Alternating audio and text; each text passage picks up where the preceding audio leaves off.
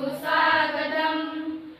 आज विद्या मंदिरी या थोरारे पाहुणे। समाजसेवक तथा वंचित बहुजन आघाडी माणगाव तालुका अध्यक्ष रोहन अशोक साळवी यांच्याकडून शैक्षणिक साहित्य वाटपाचा उपक्रम अवरित। रायगड जिल्हा परिषद शाळा पहेल व जे.बी. सावंत हायस्कूल लोणेरे येथे विद्यार्थ्यांना वह्यांचे वितरण।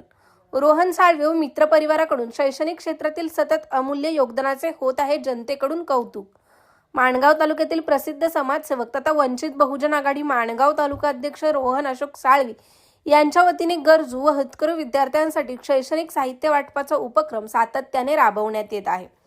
त्याच उपक्रमाचा एक भाग म्हणून आज रायगड जिल्हा परिषद शाळा पहेल व जे.बी. सावंत हायस्कूल लोणेरे या शाळांमध्ये रोहन अशोक साळवी यांच्या वतीने गरजू विद्यार्थ्यांना वह्यांचे वाटप करण्यात आले।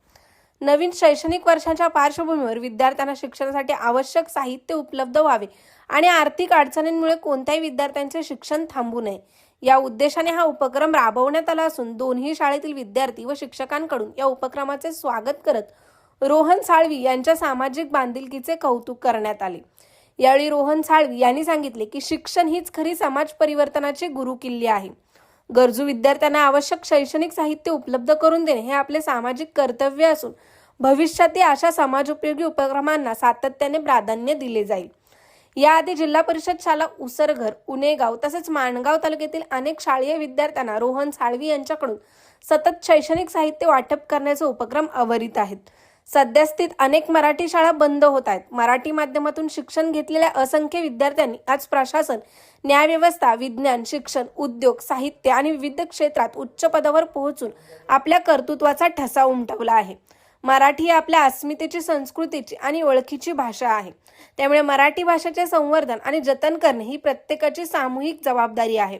या उद्देशाने रोहन साळवे व मित्रपरिवाराने शिक्षण क्षेत्रात पुढाकार घेण्याचे खंबीर निश्चय करत अनेक शाळांमध्ये शैक्षणिक साहित्य वाटप पुरते नव्हेच तर शाळेतील अनेक अडचणी दूर करण्यासाठी खुल्या हाताने मदत केली व भविष्यात देखील विद्यार्थी आणि शाळांना सहकार्य सुरू राहणार असल्याची खंबीर ग्वाही यावेळी रोहन साळवी यांच्याकडून देण्यात आली आहे।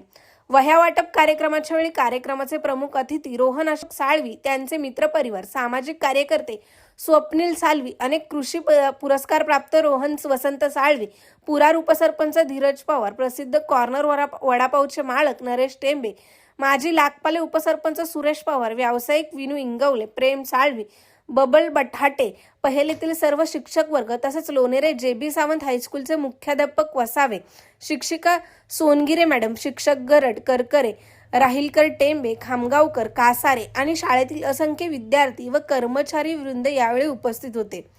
उपसंपादक रिजवान मुकादम सह ब्युरो रिपोर्ट, तेज मराठी न्यूज, पुरार, रायगड। अडचणी आणि शिक्षणामध्ये येणार आपण घेणारे कष्ट अतिशय बिकट परिस्थितीमधून शिक्षण घेणारा मी मुलगा आहे, लक्षात घ्या। दिवसाला आपण ज्या काळामध्ये जन्माला आलो आपल्यावरती ईश्वराचे, भगवंताचे, निसर्गाचे खूप मोठे उपकार आहेत। कारण याच्या अगोदरच्या काळामध्ये आम्ही शिक्षण घेत असताना, लहान असताना एके वेळेला जेवण मिळणं मुश्किल होतं आणि त्या परिस्थितीमध्ये शिक्षण घेऊन मेहनत केली, शिक्षण घेतलं, ग्रॅज्युएशन कंप्लीट केलं, MPSC यासारख्या स्पर्धा परीक्षा दिल्या। परंतु कोणतेही काम करा, कधीही कोणतेही काम करा, जेव्हा अडचण जी निर्माण होते ना, ती अडचण म्हणजे आर्थिक अडचण असते, लक्षात ठेवा। आर्थिक परिस्थिती चांगली येण्यासाठी आपल्याला शिक्षण, आपली बुद्धिमत्ता ही फार महत्वाची आहे। सांगण्याचा दृष्टिकोन एवढाच की माझ्या शिक्षणामध्ये अडचणी निर्माण झाले, परंतु मनामध्ये एक जिद्द ठेवली।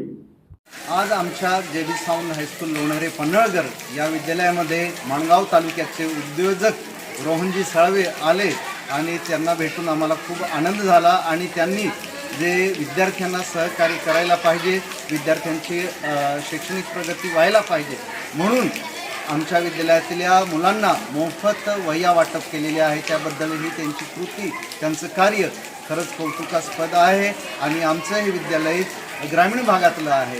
अशाच प्रकारे इतर शाळाही ग्रामीण भागामध्ये आहे, त्या ठिकाणी त्यांनी सहकार्य निश्चितच राहील असा माझा विश्वास आहे. आणि आमच्या विद्यालयामध्ये त्यांनी पुन्हा यावं आणि आमच्या मुलांना मार्गदर्शन करावं आणि आम्हालाही सहकार्य करावं हीच या ठिकाणी अपेक्षा बाळगतो.